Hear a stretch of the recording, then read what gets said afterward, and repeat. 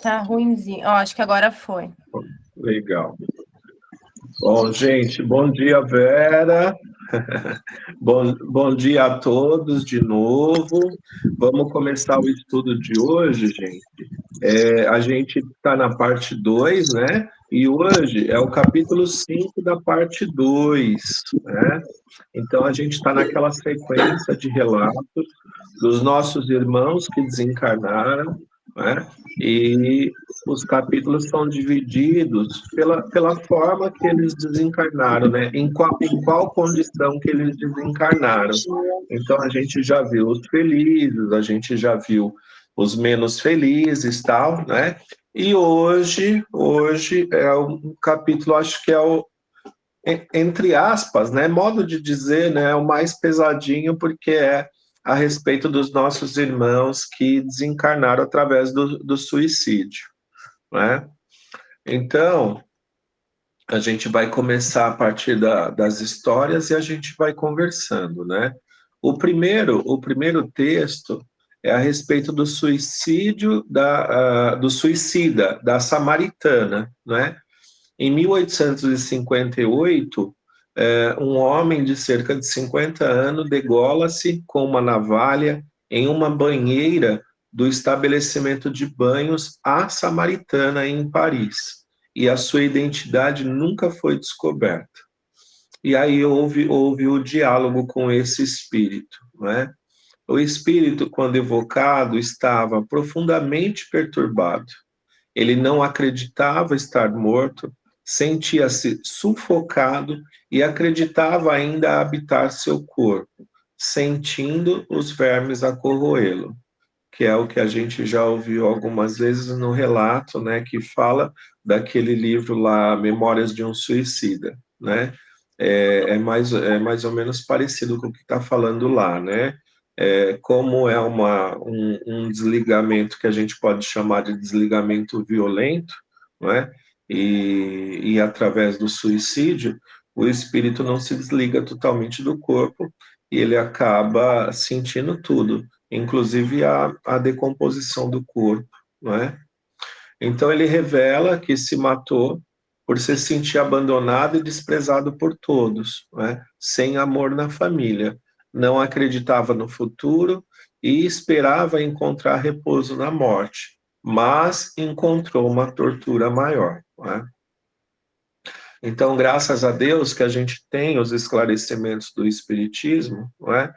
Porque a gente sabe que a morte está longe de ser solução para os nossos problemas, não é?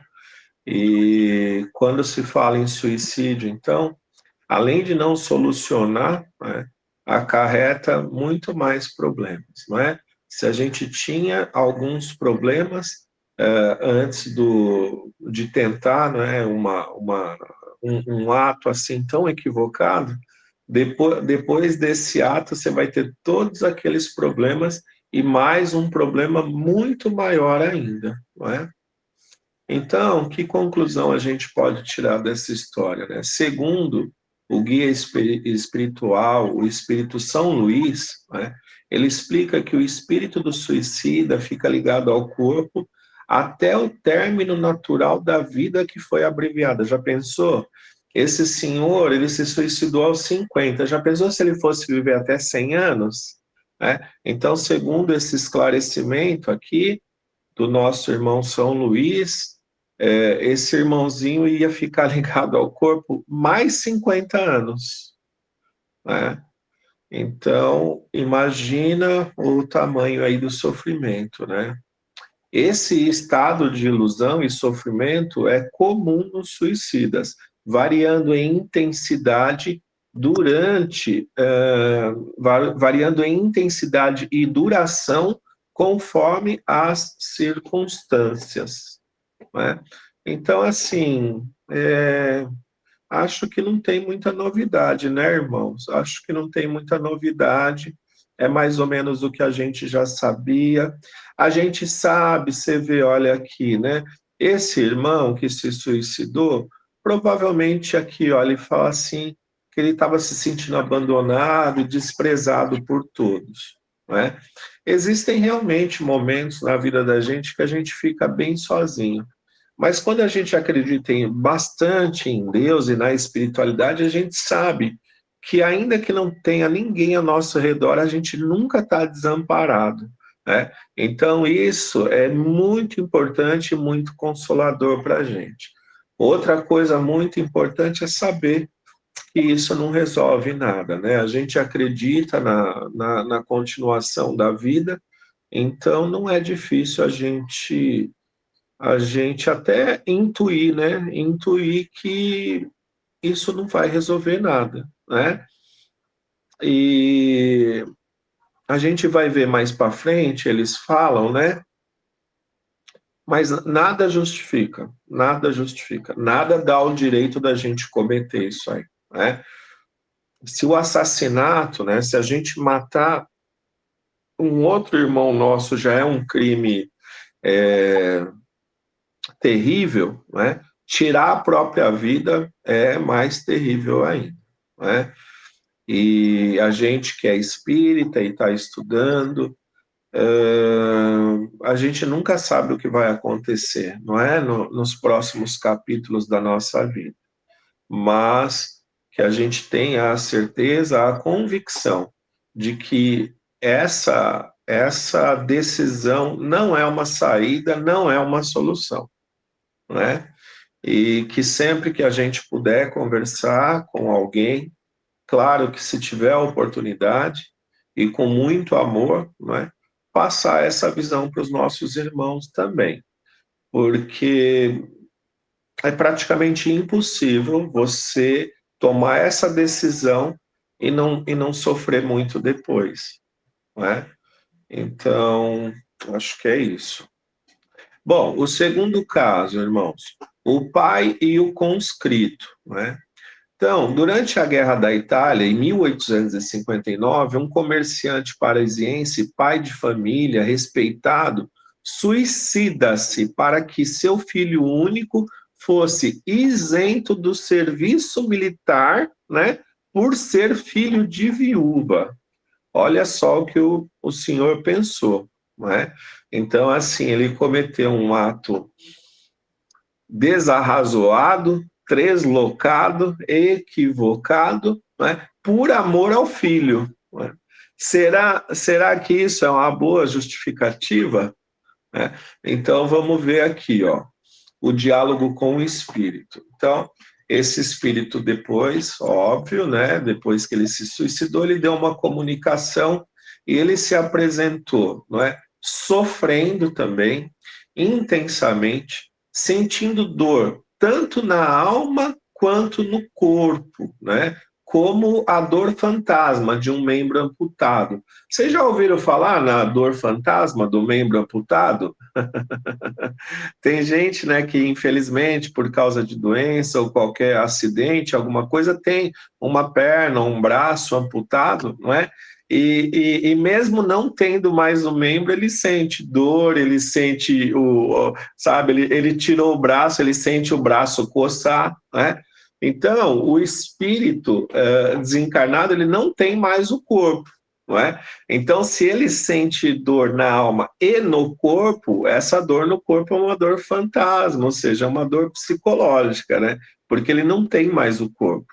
Mas isso acontece comumente com os nossos irmãozinhos que, infelizmente, cometeram esse ato, não é?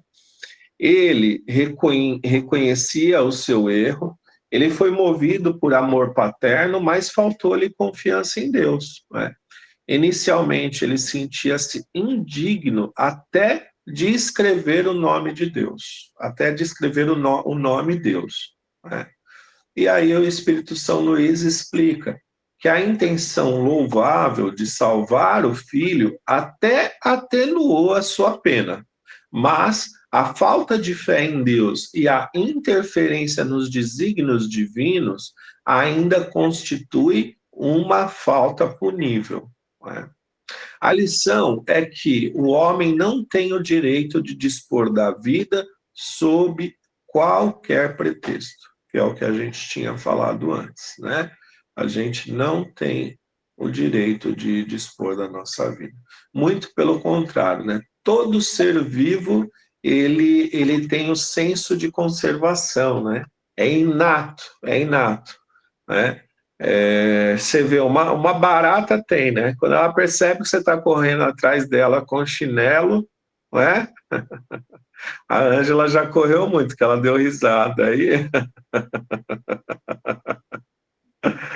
né? E você vê, você corre atrás da barata, ela faz de tudo para ficar viva, tá? Tadinha, né? Então todo animal, né? Um animal quando é atacado ele se defende, né? Ele caça para sobreviver. Então o instinto de sobrevivência é inato no ser humano e em todas as criaturas, né? Em todas as criaturas vivas. E e a gente não tem o direito de atentar contra a nossa vida, não é? A gente sabe que tem irmãos que fizeram, que tem irmãos nesse momento, né, tentando, e tem irmãos que ainda vão tentar. Outra coisa que eu acho interessante a gente comentar, você vê no primeiro caso aí que a gente viu, não é? A pessoa tentava abreviar a dor dela, não é? Então, muitas vezes, o que acontece com os nossos irmãos que tentam, né, o suicídio? Na realidade, ele está tentando acabar com a dor, não é? Não é exatamente com a vida. Ele está tentando acabar com a dor. E aí ele acha que cessando a vida vai cessar a dor. Esse é o equívoco dele, né? Mas normalmente, né? Não é vontade de se matar, é vontade de matar a dor. E aí ele chega à conclusão, né? Ele acha que perdendo a vida a dor vai cessar. Infelizmente é uma grande ilusão, né? Infelizmente. Vamos para o terceiro caso, aí a gente abre para bater um papinho, tá bom? François Simon Louvet, o fato. Em 1857, um velho puxador de sirga, dado à embriaguez e à miséria, atira-se de uma torre no Havre. E aí ele fez uma comunicação 6 anos após a sua morte. O espírito de Louvet se comunica espontaneamente em uma reunião. Ele descreve um sofrimento incessante e revive constantemente o momento da queda, sentindo o vácuo e o terror do impacto. Conclusão: a punição aqui é a repetição mental e angustiante do ato suicida. O texto questiona: isso não equivale ao inferno com suas chamas? Não é a mesma coisa que o inferno, a pessoa ficar revivendo o tempo todo o momento da morte, né? Concluindo que são os próprios sofredores que descrevem suas penas, né? Excluindo a ideia de serem fruto da imaginação. Então, não é fruto de imaginação, são descrições do próprio espírito sofredor. Eu não sei se vocês já tinham ouvido falar isso, mas eu já tinha ouvido falar, tá? Muitos suicidas, a pena que eles acabam sofrendo é justamente essa, tá? Ele revive a todo momento, ele revive o mesmo momento, né? Então, se foi um tiro, ele imagina ele pegando a arma, ele puxando o gatilho, né? A bala fazendo o ferimento, ele desencarnando.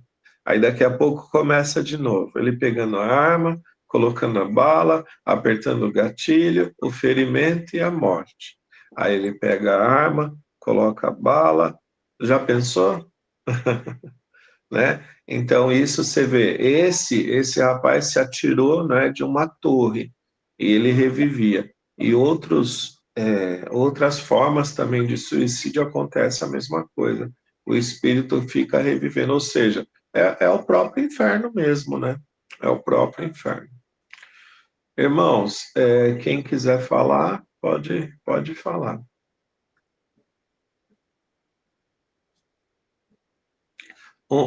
Pode falar, Leni. Então, eu acho que é um tema extremamente delicado, né, para a gente abordar assim. E eu penso que quando a pessoa comete o suicídio, ele ele está querendo dizer que Deus errou, né? E o que ele está passando não é para ele, e é uma maneira de dizer que Deus cometeu um erro na encarnação dele, né? Então, realmente, é muito complicado, uma situação muito, muito delicada mesmo. Independente de qualquer coisa, é falta de fé, né? Independente de qualquer coisa, porque tem a ver com isso que você falou, né? Porque a gente que é cristão e a gente vai desenvolvendo a nossa fé, e principalmente a gente que é espírita, a gente sabe que a gente não passa por nada que seja desnecessário ou que seja injusto. E outra coisa muito importante, uma confiança muito grande que a gente tem que ter realmente nos desígnios de Deus, né? Então, independente de que as coisas que acontecem na nossa vida são resultado das nossas obras, né? Deus está sempre ali cuidando da gente, né? Para que a gente não passe por nada mais do que a gente suporte, né? Os antigos sempre diziam, né? Deus não dá o fardo maior que as nossas forças e nem o frio maior que o cobertor, né? Tudo aquilo que acontece a gente tem condição de passar. Agora, a gente pode ter sucesso ou pode sucumbir na tarefa, né? É claro que ter fé, ter confiança no futuro e ter essa esperança fortalece a gente perante as aflições aí da vida, né? Os problemas, os obstáculos, as dores, os sofrimentos, as doenças, né? É isso. Alguém mais? Não? Ninguém mais? Leandro, Oi. na minha opinião, assim, mesmo que a pessoa tenha muita fé, confiança em Deus, quando surgem alguns momentos de desespero, é porque aconteceu muita coisa na vida dela. E assim, ela não acaba perdendo a fé em Deus, ela acaba acreditando que esse Deus não existe. É diferente de perder a fé, né? Porque eu conheço pessoas que não acreditam em Deus e são excelentes pessoas. E às vezes Deus coloca pessoas no caminho da gente que a gente tem que ter o olhar para ver pelo coração. E muitas vezes dessas pessoas que tentam ou pensam em suicídio, se elas enxergam essas pessoas, né, a pessoa do outro lado nem vai saber se ela pensou ou não, mas de alguma forma ela ajudou. Eu falo isso porque quando eu tinha 17 anos eu tive a intenção, né? Porque nessa época eu tive um irmão que cometeu suicídio. Ele tinha 27 anos na época. Minha mãe era acamada. Na época todo mundo culpava meu irmão porque ele tinha uns problemas psiquiátricos, então de vez em quando ele quebrava todas as coisas dentro de casa, etc e tal, né? Vivia internado em hospitais psiquiátricos. E quando numa dessas levas, que minha mãe ficou deitada, todo mundo começou a comentar que ele era o culpado da doença dela. E aí, 3 meses depois da doença dela, ele cometeu suicídio. E alguns meses depois, eu falei assim, gente, o que eu estou fazendo aqui? Né? Eu acho que eu vou fazer companhia para ele. E aí foi quando Deus colocou uma outra pessoa no meu caminho, que me ajudou, que ajudou a cuidar da minha mãe, que mudou totalmente a minha trajetória de vida. Né? Eu não era espírita na época, ela era espírita, então, assim, ela fez uma diferença enorme. Isso aconteceu, meu irmão, isso há 40 anos atrás. Né? Então, assim, e aí a pessoa te mostra, Deus existe, é você que tem que procurar, ele está do seu lado, ele está te protegendo, né? Então a gente tem que ter olhos para ver, e muitas vezes, às vezes a gente não enxerga as pessoas, porque a gente fica achando que vem algo divino do céu, e não é algo divino do céu, essas são as pessoas que estão do nosso lado, que querem ajudar a gente, que fazem de tudo, né, independente da religião, para estar auxiliando. Exatamente, é isso aí. Obrigado por você ter contado isso aí para a gente, né? E demonstra que realmente é é um assunto muito delicado, né? Esse que a gente está tocando aqui, e eu não sei se mais alguém já teve, não é, essa vontade. Eu confesso que eu já tive também, já vivi momentos de depressão, né? Eu tive dois ou três episódios que demoraram bastante. A última vez eu fiquei 2 anos em depressão, né? Que inclusive foi quando eu comecei no Milady, há 5 anos atrás, né? O Milady me ajudou bastante. E uma coisa que você falou é verdade, porque eu sou espírita há, sei lá, uns 30 e poucos, 35 anos, acho, não é? E mesmo sendo espírita, mesmo tendo esses esclarecimentos, às vezes essa ideia ronda a gente, né? Outra coisa importante que você falou é de ter aparecido alguém, não é, no teu caminho para dar essa força, né, essa esperança, esse esclarecimento. E coincidentemente ou não, ela era espírita, essa pessoa, né? Então fica aí a dica para a gente, né? Que ao nosso redor, porque não é toda pessoa que pensa, não é, no suicídio que fala, né? Não é toda pessoa que fala, tá? Então a gente tem que estar atento, né, aos sinais que as pessoas dão, não é? De desgosto pela vida, de desesperança e tal, né?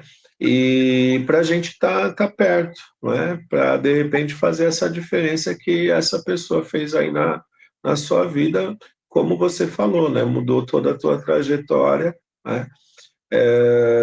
Se não fosse essa pessoa, vai saber se você não estaria aqui, né? Então é isso aí. Irmãos, vamos continuar vendo mais umas historinhas, daqui a pouco a gente abre mais, tá? Leandro, Leandro, Oi. eu queria, aqui eu não estou conseguindo levantar a mão e agora no celular, porque meu tablet sai toda hora.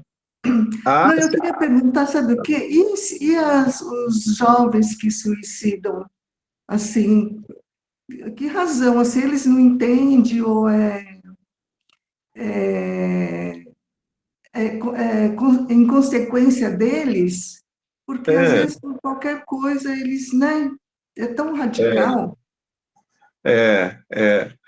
Olha, Keiko, assim, a gente não tem nem autoridade, né, para falar profundamente os motivos, né, que levam. Mas normalmente, seja jovem ou seja adulto, realmente é a falta de esperança, né? É a falta de esperança.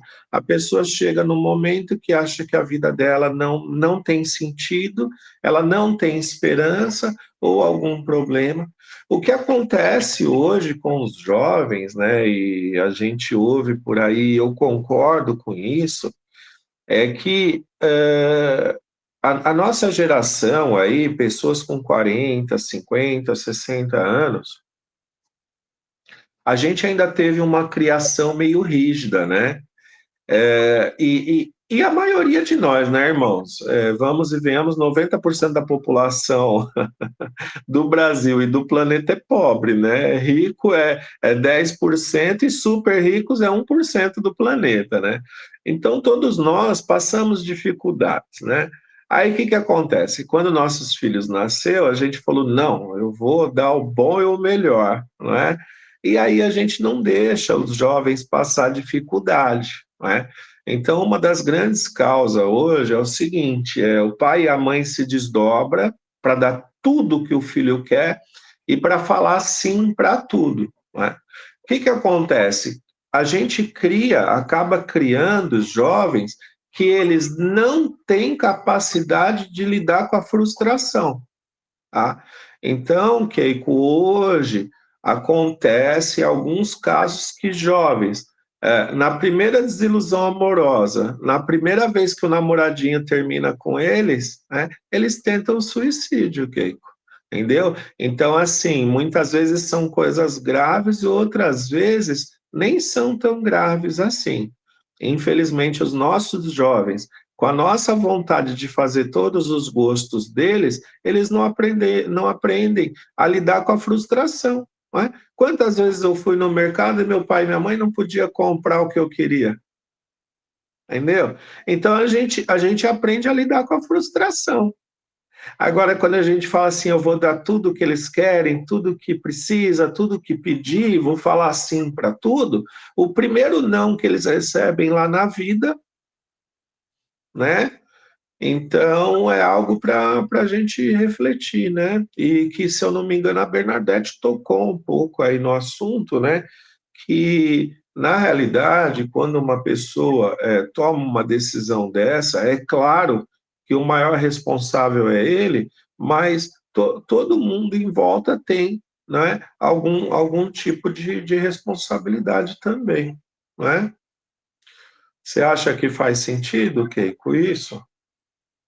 Faz sim, porque É, os pais fazem muita vontade deles, né? Então, que nem você falou, eles não entendem, fica frustrado e acha que é o fim do mundo, né? isso. Acha que não tem saída e eles ficam perdidos, porque não tem iniciativa de nada, né? Porque sempre foi tudo na mão, então eles se Exatamente, sentem perdidos, né?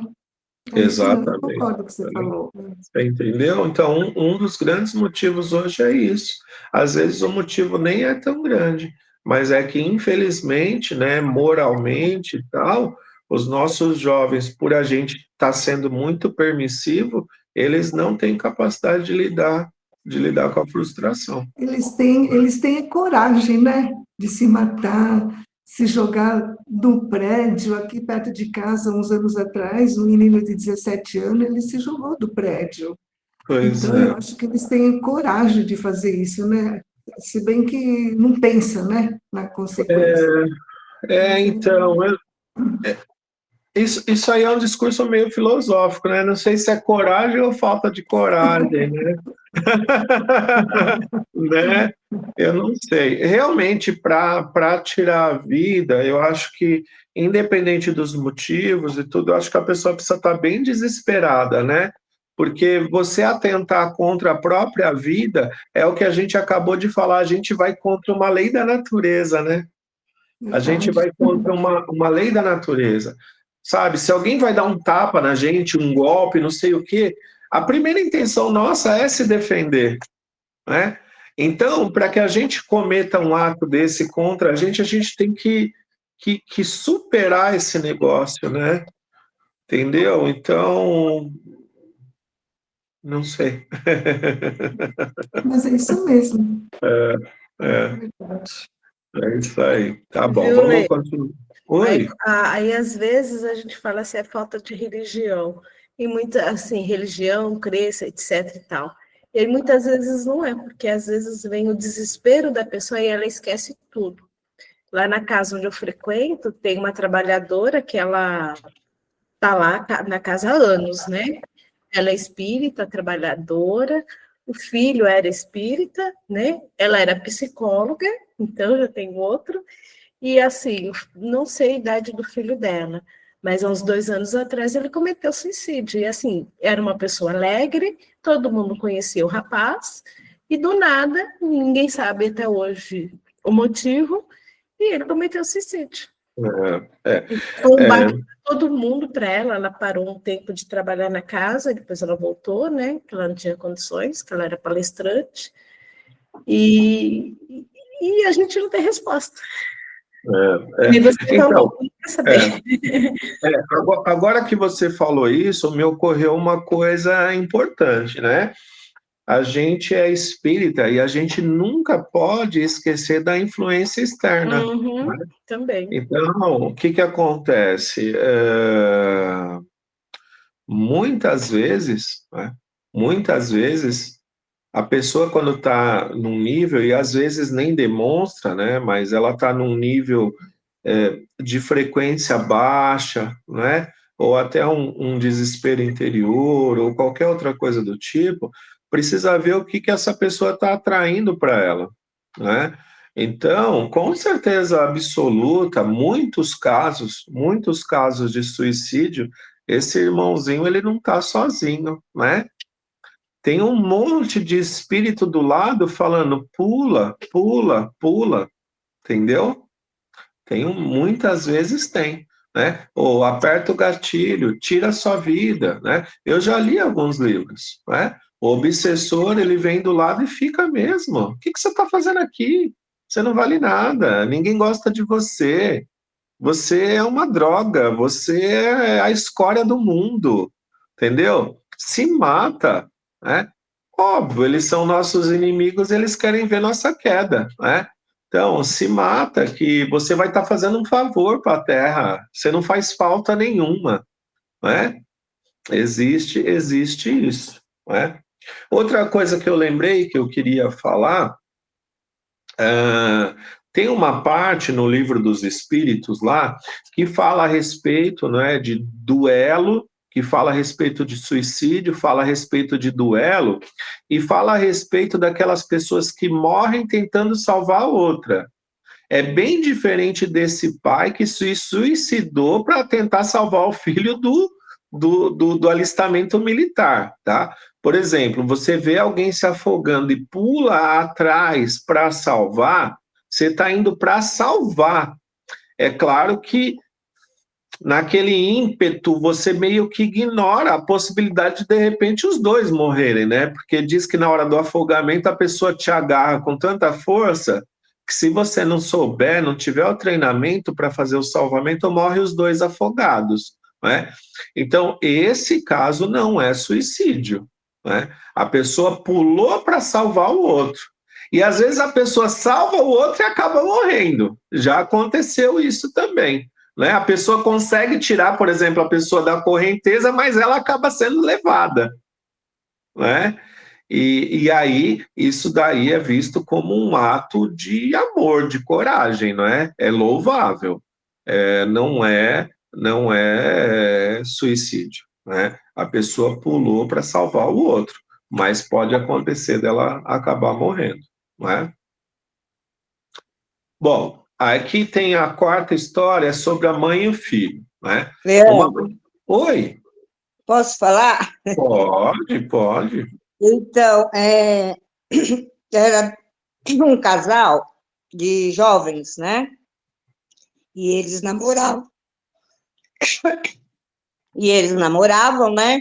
Só que os pais, tanto de um lado como do outro, não aceitavam esse namoro, né? De jeito nenhum. E aí, desculpa.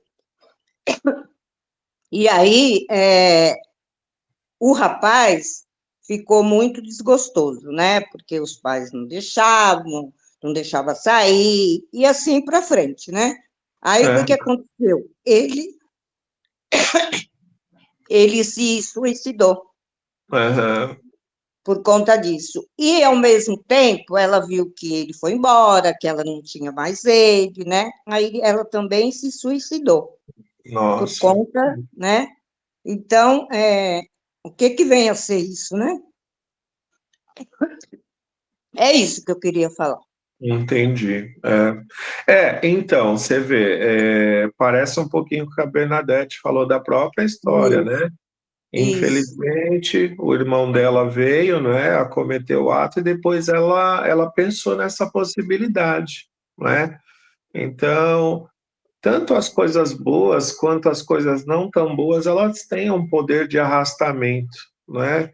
Tem esse poder de arrastamento e eu, graças a Deus, não conheço ninguém próximo assim que se suicidou, né? Assim, da minha família, conheço pessoas, né? Mas não da minha família.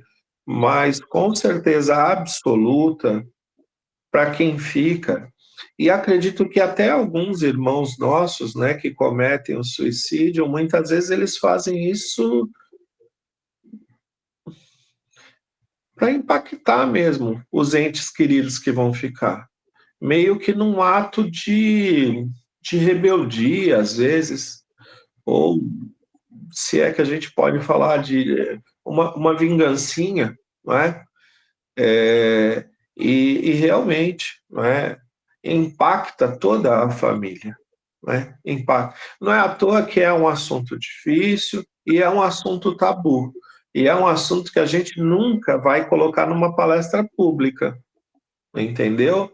Então, cabe aqui também esse ponto, a gente falar que o Espiritismo ele pode e deve discutir todo o assunto, mas assuntos difíceis e polêmicos assim, não é?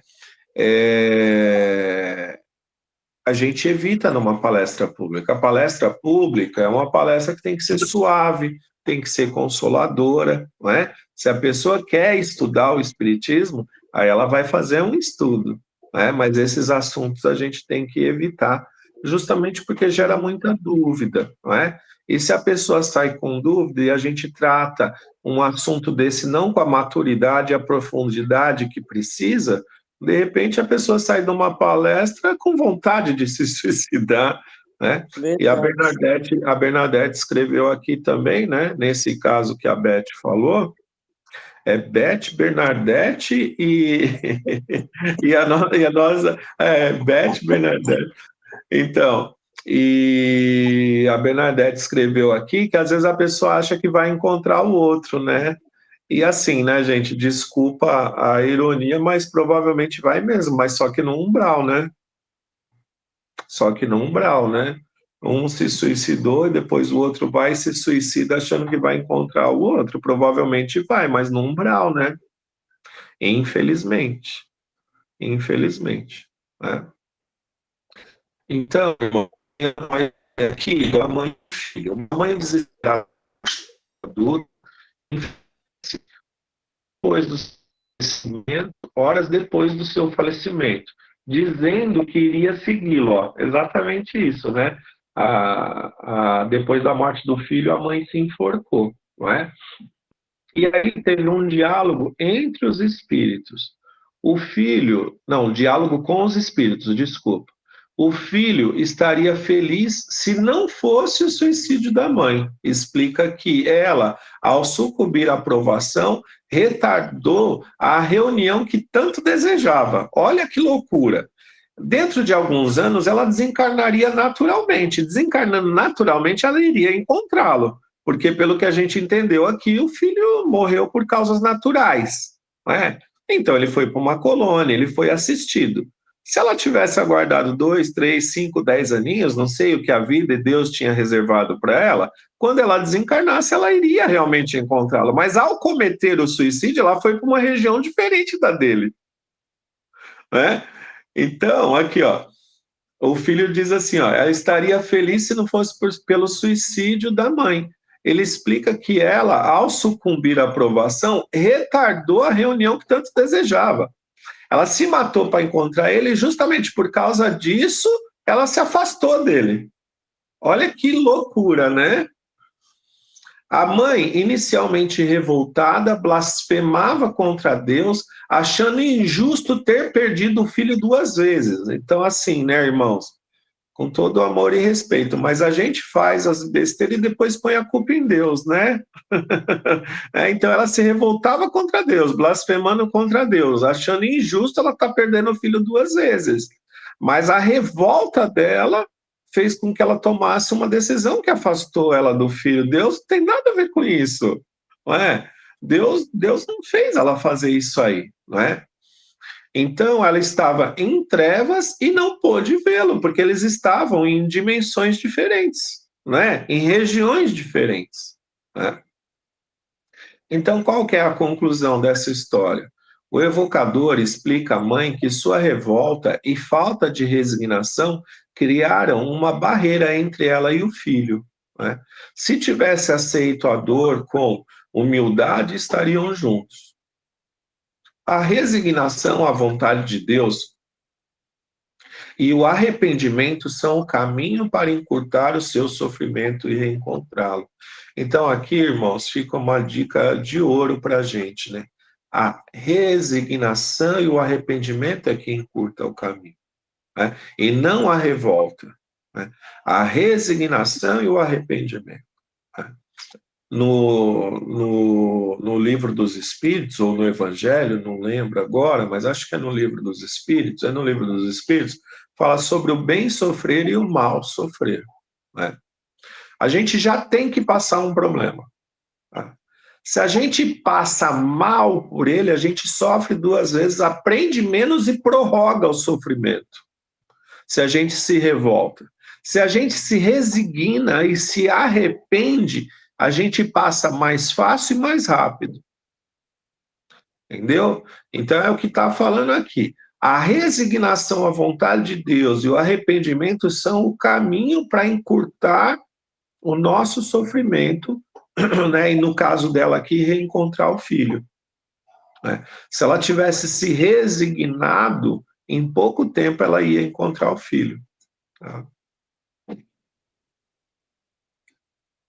Vou pegar mais uma história aqui, curiosa, que é sobre um ateu, não é? Então, fala aqui dessa história do ateu, ó. MJBD, não sei, acho que é a abreviação do nome, né? Um homem instruído e materialista convicto ateu comete suicídio por tédio de uma vida sem esperança, né? Bom, um ateu até que é de se entender, que ele acha que a vida não tem esperança, né? Se ele acha que quando morrer acaba tudo, não é? Então, realmente, um ateu sentir desesperança é algo compreensível, né? Então, como foi o diálogo com esse espírito? O espírito estava em um estado de tormento intenso, né? Porque ele é, assim, irmãos, eu não sei se vocês já ouviram a gente falar isso, né? Mas as leis de Deus, se você acredita, se você não acredita, elas existem, né? E o exemplo que a gente dá é esse, né? Tipo assim, eu não acredito na lei da gravidade, né? Se a gente pular do 5º andar de um prédio, a gente vai morrer pela lei da gravidade. Mas eu não acredito na lei da gravidade, problema seu, não é? A lei da gravidade existe, você não acredita, paciência. Então, assim, o nosso irmão aqui, ele era ateu, não é? Mas o que acontece? Com o suicídio, o que ele estava experimentando? Estado de tormento intenso. O que acontece para quem acredita e para quem não acredita em Deus. Não é? Então, a sua maior dor era o constrangimento de crer em tudo quanto negava. Né? Então, assim, ele não acreditava que existia mais nada. Aí ele desencarna e vê que existe. O que ele tem que fazer? Pegar toda aquela convicção, você vê que estava escrito aqui, ele era um ateu convicto. Pegar toda aquela convicção e enfiar no bolso, não é? Então, o maior constrangimento dele, o que era? Aceitar que ele estava errado, né? E a escrita dele era convulsa e ele se revoltava, né? Explicava que sua incredulidade na última encarnação foi uma punição por ter sido mal em uma vida anterior, não é?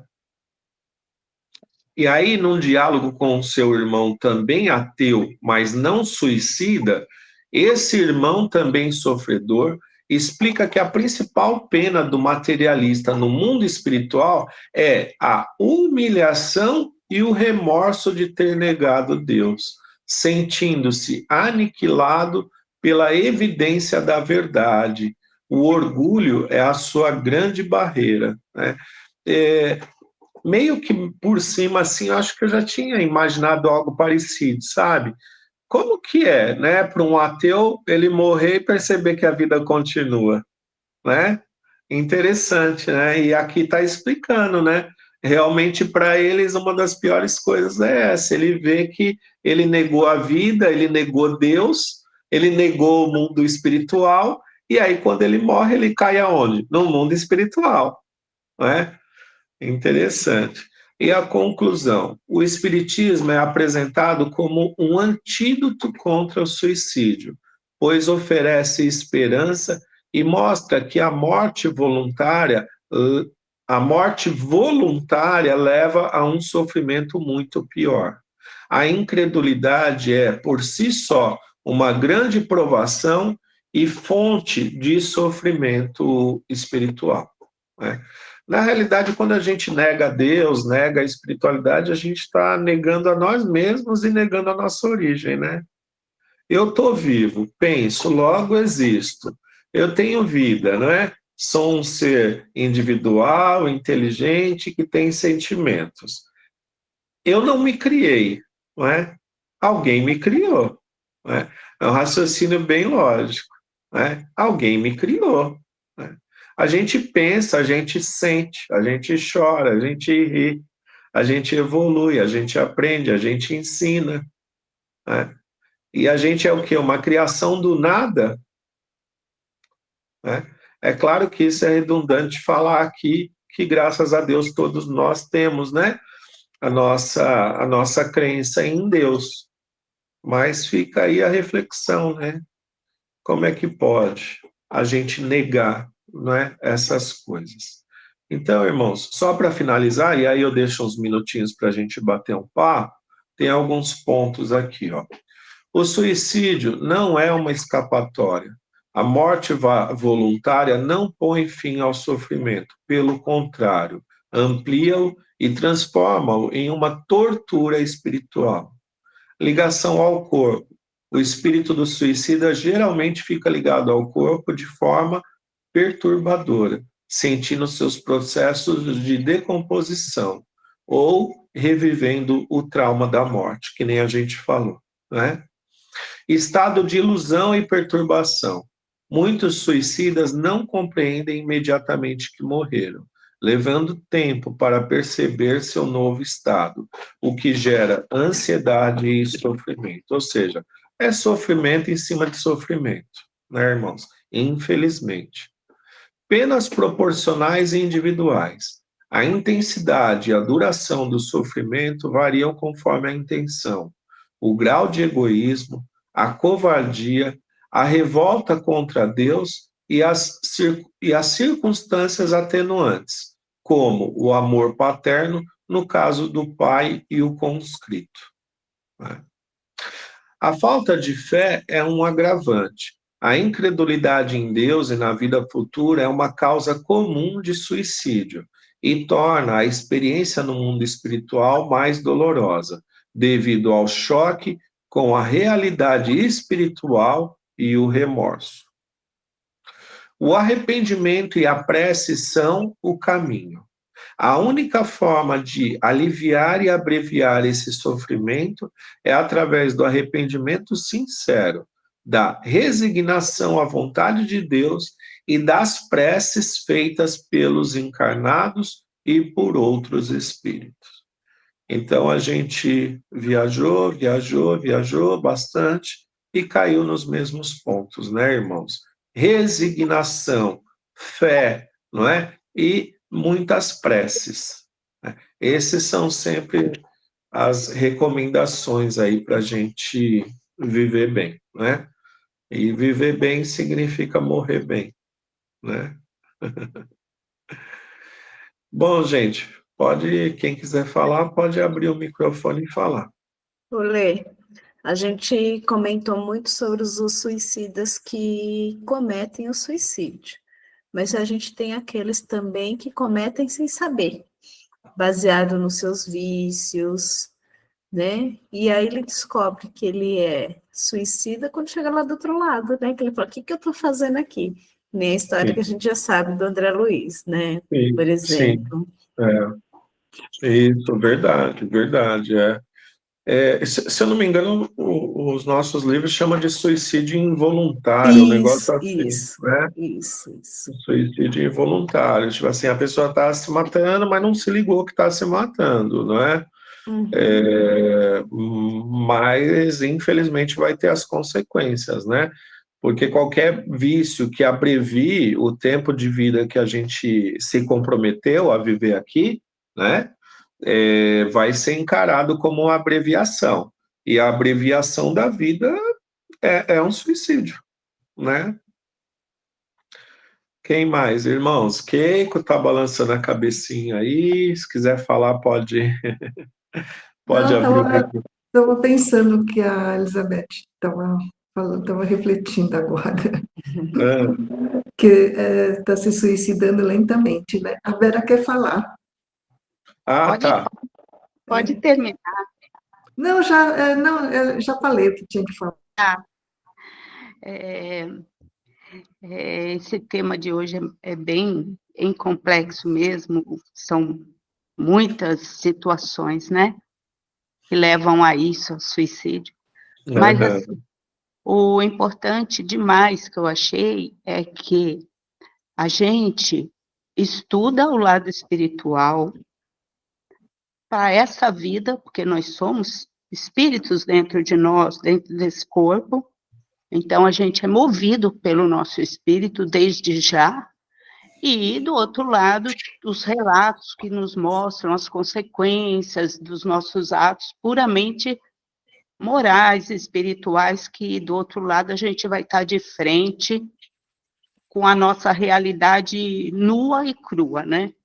Então, assim, essa vida aqui, não adianta a gente falar, isso não vale nada, aqui não é nada. A gente nunca fala isso, lógico, mas muitas falam, a gente não é nada, não somos nada. Mais ou menos assim, se pensar só no lado material. Mas essa escola material da vida aqui encarnados é a maior escola que tem. A gente é espírito vivendo junto à matéria, esse mundo material, e é aqui que a gente tem que aprender a lidar com isso. Por quê? Para poder saber usar de todos esses desafios que a gente tem aqui, né? E é uma escola, tanto é que a gente vai, se encontra, às vezes leva séculos, anos, para ter a oportunidade de voltar, né? Para que voltar? Para novos desafios, aprendizados, é onde a gente vai realmente mostrar o nosso desenvolvimento espiritual diante de todas essas tentações, essas más tendências, essas coisas. Então, esse assunto do suicídio é o auge, assim, de entregar a vida. Você entregou, por exemplo, por motivo ou outro, desespero, de tudo mais, de uma série de coisas, inclusive de querer se encontrar com a pessoa mais querida que você tem, que se foi, às vezes, que é um filho, né? Então, você entrega todas as oportunidades e as vivências que você viveria para ter um desencarne mais feliz, mais consciente, até um encontro mais rápido, porque você se suicida, você desce numa estação muito longe daquilo tudo que você pensava, né? Você pensava em se livrar de tanta dor, de sofrimento, de mágoas, reencontrar seu ente querido de imediato, e isso é bem... A gente sente tudo isso que foi falado como sendo... Eu, pelo menos, eu acho que é um parâmetro muito, muito bom para a gente. E justamente esses suicídios na juventude têm aumentado muito, muito. Isso aí é real, né? E tem, sim, ligação com essa responsabilidade que a gente tem. Não é fácil ser mãe e ser pai, a gente acha que nós, de repente, somos jovenzinhos e pronto, agora eu sou mãe, né? Sou pai, vou criar uma criança. Não é fácil, mas é uma responsabilidade, né, Leandro? De pôr limite. Tudo é aprendizado, né? Não é porque você, a mãe, principalmente essa geração de 40, 50 anos para frente, que as mães estão trabalhando, é ótimo isso, pode gerar muita coisa boa a mãe trabalhar, mas não se pode suprir a tua própria carência dando de mão beijada tudo para um filho. Às vezes você não tem um dinheiro para dar um presente caro, e a gente não tinha isso nas gerações mais, né? Não pode comprar, filho, você vamos dar o carrinho ali, né? Mais simplesinho, e E é isso, é muita coisa, é muita complexo. coisa, Então, e uma das coisas que Né, fica é isso, né? Uma das coisas que fica é isso, da gente não desistir, né? Graças a Deus a gente tem no que se apoiar, né? Porque de tudo isso que você falou, você estava falando assim, de deixar isso ou deixar aquilo, da gente, porque a gente acaba desistindo, né? E uma Sim. coisa importante que a gente precisa virar uma chavinha é parar de acreditar que os obstáculos, os problemas, os desafios e as aflições são nossos inimigos. Essa é uma chave muito importante da gente virar, tá? Os obstáculos, os desafios, eles são nossos amigos. Por isso que o apóstolo Paulo ensinou a gente, em tudo dai graças, porque tudo concorre para o nosso bem, tá? Tudo concorre para o nosso bem. Certo? Então, os desafios, eles são professores abençoados. A gente precisa virar essa chavinha, para a gente não ficar se revoltando à toa com aquelas coisas que estão simplesmente tentando fazer a gente evoluir. Não é? Bom, irmãos, eu acho que deu o tempo aí, né? Alguém quer falar só um minutinho, rapidinho? Tem algo que precisa... que não pode deixar passar? Tem alguém que gostaria? Não? Então, quem faz a oração para a gente, por favor? Dou-lhe uma, dou-lhe duas. Posso fazer, Lê? Pode fazer, por favor, Salete. Então vamos nos despedindo, agradecendo a oportunidade de aprendizado, pedindo a Deus sabedoria para lidar com as nossas dificuldades. Vamos nos lembrar dos nossos irmãos que cometem suicídio, daqueles que estão necessitando de ajuda, que a gente possa ter um olhar fraterno, né, de se preocupar. Às vezes está do nosso lado mesmo e a gente deixa passar a oportunidade de ser útil, né? Então que a gente tenha mais sensibilidade com as fraquezas dos nossos irmãos, com as nossas também. Que Jesus fortaleça a nossa fé, que tenhamos uma semana de paz, de amor, de saúde, e que possamos colocar em prática todos os ensinamentos de Jesus. Que assim seja. Graças a Deus.